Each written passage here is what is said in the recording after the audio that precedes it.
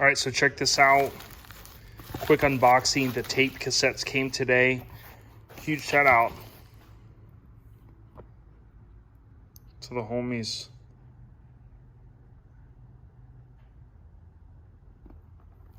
It's not Rack City, it's Tape City.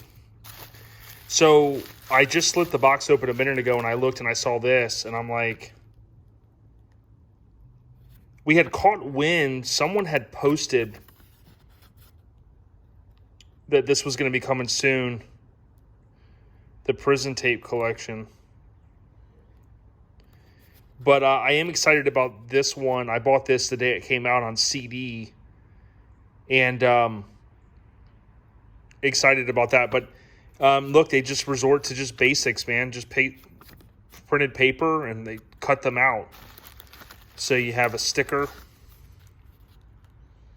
Tapehead City. And I checked out their website, of course, after the Death Row launch, and they do a lot of cool stuff.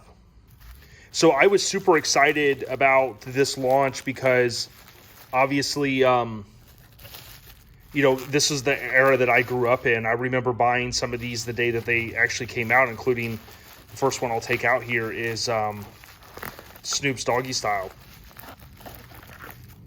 Now, what was ironic is this came out on my birthday in '93.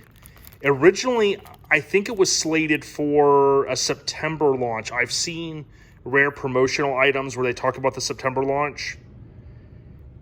I've heard or read, I believe it might have been even slated for earlier, but the word was that Dre worked on this up until pretty much it was turned in, I think doing different intros and just, the perfectionist that he is. So one cool thing is you got the green color.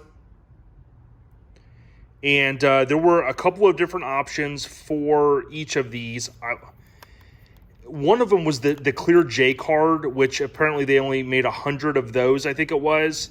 Although the rarity of that I thought was pretty cool, it just didn't make sense to me. I knew I was going to buy a few of these, and the clear one wasn't really what I was looking for. I wanted the artwork mostly. But of course, a sealed cassette, and then you do have Pump Pump on there. So pretty cool. If you have the original, it's G side and E side, I believe it is the other one. So pretty cool stuff there, not the typical A and B side. Now, the Machiavelli, I opted for the gold. I believe there were maybe only two options. I can't remember. I know there was a clear J card option, which would have basically put no artwork. Again, those are going to be more rare. I've already seen them pop up on eBay. But this one was cool to me. I bought the CD compact disc at the midnight sale when it came out. My buddy John and I went over here in Tampa. I remember the exact place. We went in there. They let us in. I don't know if it was 11:30. And the place was pretty packed. It was probably the biggest midnight sale I ever went to. And I didn't go to a lot of them, but I do remember going to some, and this was one of them. So it's pretty cool to own this one on tape cassette. You see the date there, 2021, reinforcing that it was produced this year. Now, tapes, of course, if it went up in value, just from collectors. I've read a couple articles even overseas where they've went up. Now, this one is one that I listened to on the way to high school almost daily.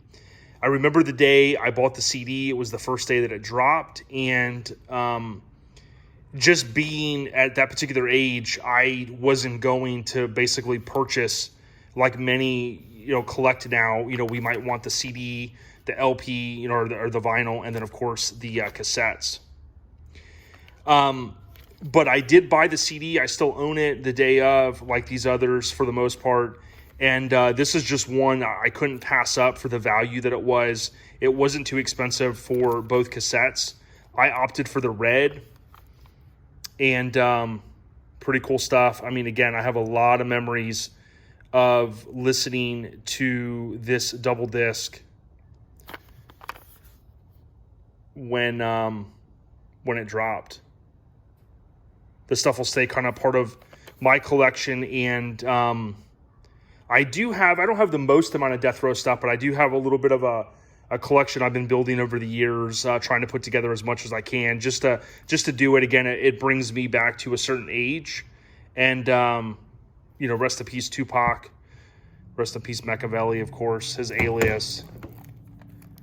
His first album after he passed that Death Row put out.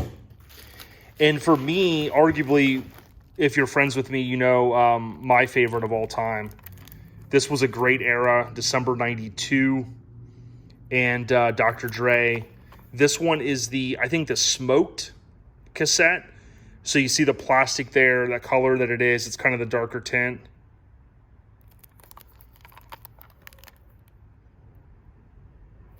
I do have an original of this. And you can see there featuring the Death Row inmates. Snoop, DOC, Corrupt, Jewel, Daz, Rage, RBX. So it's a pretty cool spin that they had. So I bought this one, and I could not pass it up. I figured, how often will I have a chance to buy this new on cassette? And I went ahead and went for the Chronic Green. So really good job. I would give these guys definitely a thumbs up for doing what they do. My assumption, based upon what Death Row has going on, the person that they have running the videos, at least if sounds like he's part of trying to get the old unreleased material out. Whoever came up with this concept, pretty cool. Obviously catering to the fans. I mean, you got maybe 1,000 a piece of these, and then the No J card I think was 100 a piece as far as quantity.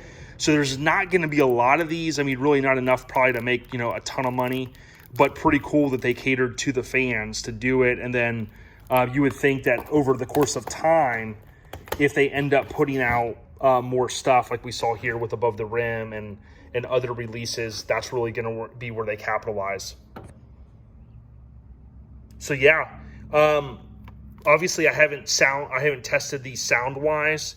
Not sure that I'll open them anytime soon, but from my understanding, they did a great job with the sound quality on it. So I wouldn't expect anything less than awesome. So Death Row days are back, y'all. Kinda. Peace.